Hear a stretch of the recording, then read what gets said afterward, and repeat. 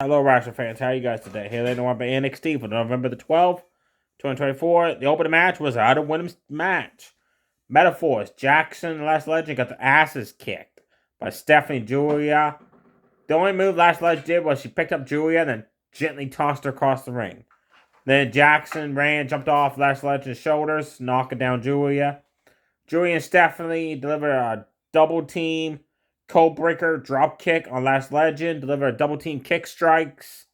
Back body drop of Jackson. Delivered a double team Codebreaker drop kick on Last Legend. Then delivered a double team knees to the face on Jackson for the 1-2-3. Quick match. Nothing really exciting happened. After the words, they announced that Julia and Stephanie's going to be in the Audience Survivor qualifying matches next week or the following week. Then Zyra showed up on the Titantron and announced that she's here on NXT to cause chaos and destruction. She's also going to be a qualifier in one of the matches. Then, speaking on Survivor qualifiers, we had some. We had Soruka versus Corey Jade. I was happy with this because one of my favorite win them. I have like select few like Daisy Duke and all of them, and Stephanie and Zyra. Like I'm happy that one of these two would be in the order Survivor Women's matchup, which is 25 minutes on a man match, 5 win them and 5 man. And whoever has most pinfall submissions this year said win a championship goes on to their version of WrestleMania, stand delivered to face off for the title. Soruka, leg sweep, Corey J down, faceplant buster down, then did a surfboard kind of pose on the back. Corey Jade ran off the ropes, stomp across the back. Soruka had a jawbreaker and shoulder tackles. Corey Jade knocked her off the ropes. Irish whipped her in the corner, went for running knees in the corner. Soruka moved out of the way and hit Snow Snatcher for the 1-2-3. It was a quick match. But hey, Soruka's in the Autumn Winham Survivor. Next up, man's time for Autumn Man Survivor Qualifier. Wes Lee versus Cedric Alexander. This match is freaking awesome. Holy shit. Wes Lee hit a leg trip. Hurricanrana, a swanton drop across the back. Came off the ropes for a cardiac kick. Cedric drop kicked him right in the goddamn face. That was awesome. Cedric Alexander hit the Falcon Arrow. I thought he had it, but Wes Lee kicked out. Cedric Alexander did a chop fury, kick strikes, clotheslines off the ropes. Wes Lee, at one point came off the ropes, and Cedric caught him with a headlock takedown and held that off for quite a bit. And then Wes Lee finally got out of it, and then Cedric knocked it back down with a headlock takedown. Wes Lee got out of that. Back and forth. These guys just tore the house down. Wow. Wes Lee had a super kick. And Cedric Alexander intercepted him, come off the ropes with a super kick. And then at some point during the match, Wes Lee exposed the metal turnbuckle.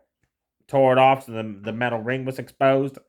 And as Cedric Alexander had him pinned for the 1-2-3, he was too busy fixing the turnbuckle.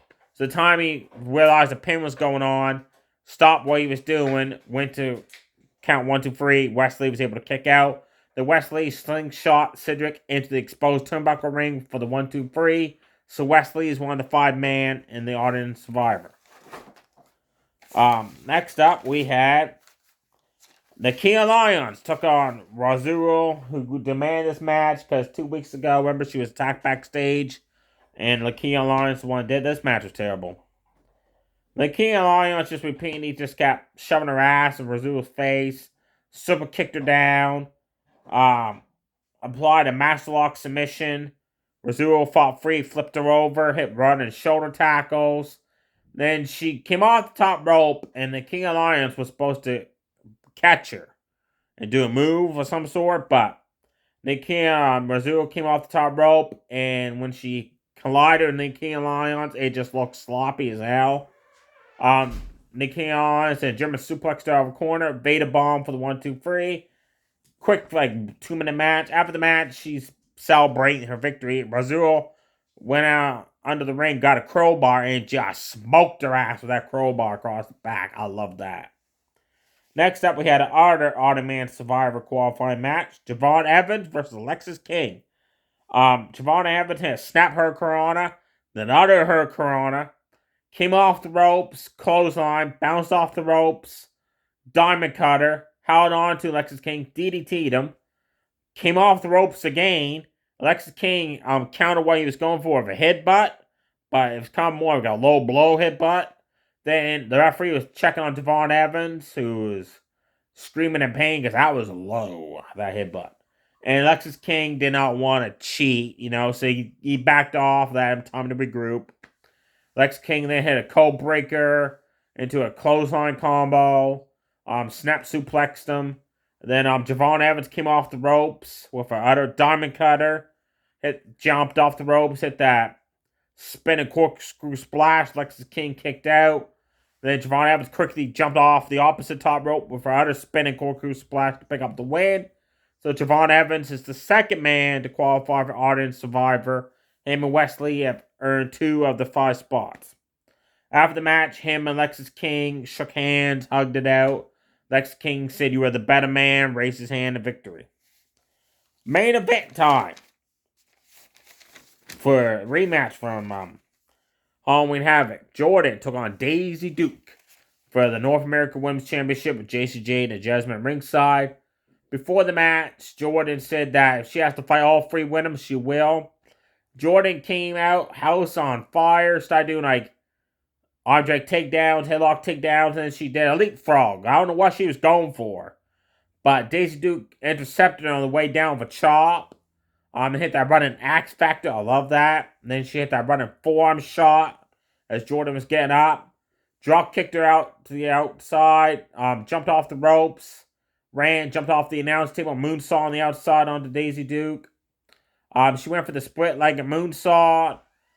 Daisy Duke pulled her off the top rope, hit a clothesline, picked her up, and ran her back first into a corner and started doing rapid-fire shoulder tackles. Jordan knocked her down and went fine connected with a split-legged moonsault.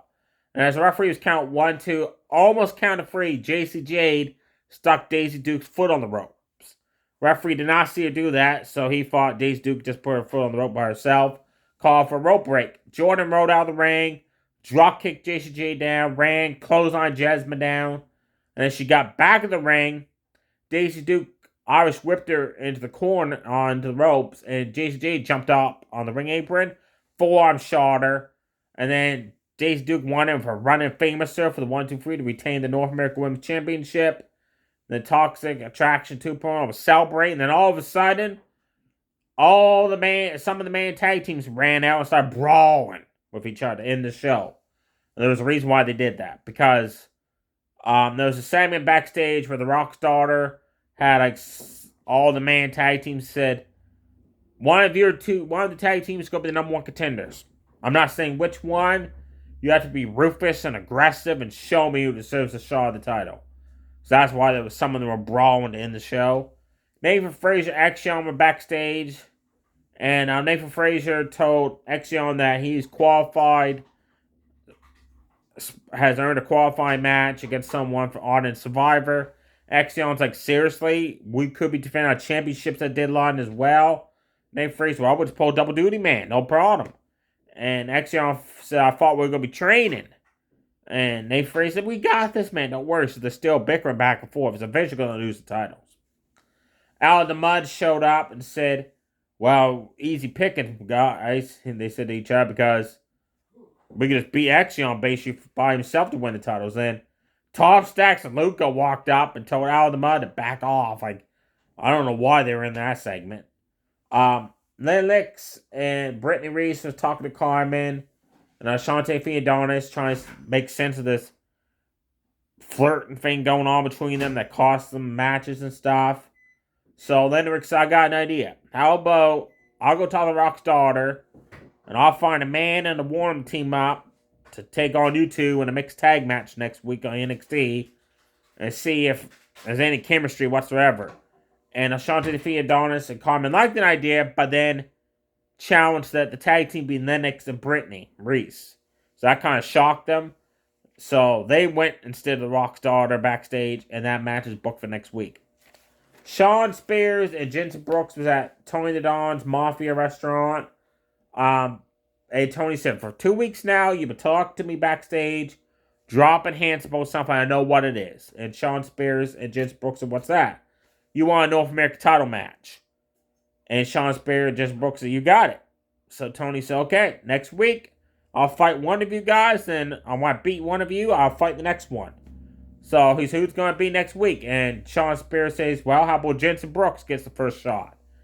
And then as they were leaving the restaurant, Shawn Spears and Jensen Brooks got into a car, and a guy, I don't know who he is, drove off. So it looks like there's going to be a third man into this group now.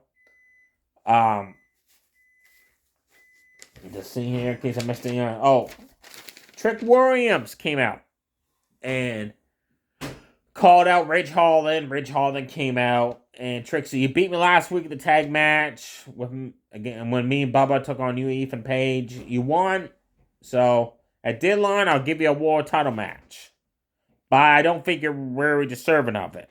That pissed off Ridge Holland. And then all of a sudden, Adrian Chase of Chase U interrupted the segment. He said, anybody deserves a shot at the NXT World Championship. It's everybody else in the back locker room except for Ridge Holland. I love that. He said, I still got issues with him for what he did to me, Duke Hudson, Thea Hill, Riley Osborne. So Ridge Holland said, look, I'm done with you and Chase U going after the world title. And Trixie, you know what? I love that passion Adrian Chase had. So he said, how about this? He said, how about next week the two of you guys fight each other? The winner faces me at deadline for the world title. And Ridge said on one condition. And when I beat Chase again, Chase must leave the group Chase U. He cannot team with Duke Hudson, Thea Hill, Riley Osborne no more. And Adrian Chase said, that's what I got to do to get kick your ass finally, pick up a win, and get a first ever world title opportunity. That's what I do. Challenge accepted. And then him and Trick knocked him down and delivered that Chase U stomp, like the Randy Orton stomp, but Adrian Chase was spelled Chase U, but him and Trick did it to Ridge Holland. I love that. So there you have it for matches. Definitely check out Cedric versus Wesley. That was match of the freaking night. Javon Evans, Lexis King had a good match. Definitely Jordan and Daze Duke had a really good match as well. Actually, overall, I enjoyed NXT this week. Next week, we got Tony the Dawn defend his North American title against Jensen Brooks. We got Ridge and Chase in a more contenders match. The winner faces Trick Williams for the world title at deadline. And if Chase loses, he can't team up with the other members of Chase U University. We got the mixed tag of Ashante Fee and Donza Carmen against Lennox and Brittany Reese. And more qualifying matches are happening. So we know Julia, Stephanie, and Zyra are free women that want qualifying spots. And since only Saruka is the only one in it so far, so I don't know if they're going to end up fighting each other. Like Stephanie or Julia may end up having a qualifying match against each other. And Zyra, or one of them be facing Zyra. I don't know who the other free women are going to be that's going to be qualifying with them. You got Wesley and Javon Evans.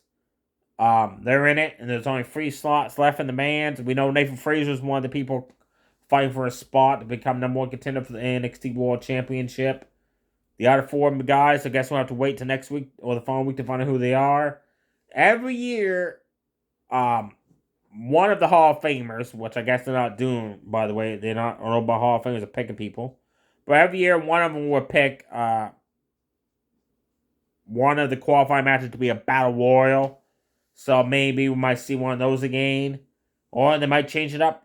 You never know. So you have, folks, this Friday night on SmackDown. It's been announced.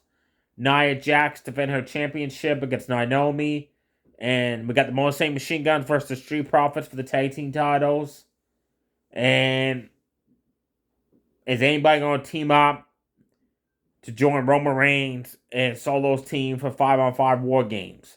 Stay safe, everybody. Too sweet. Bye.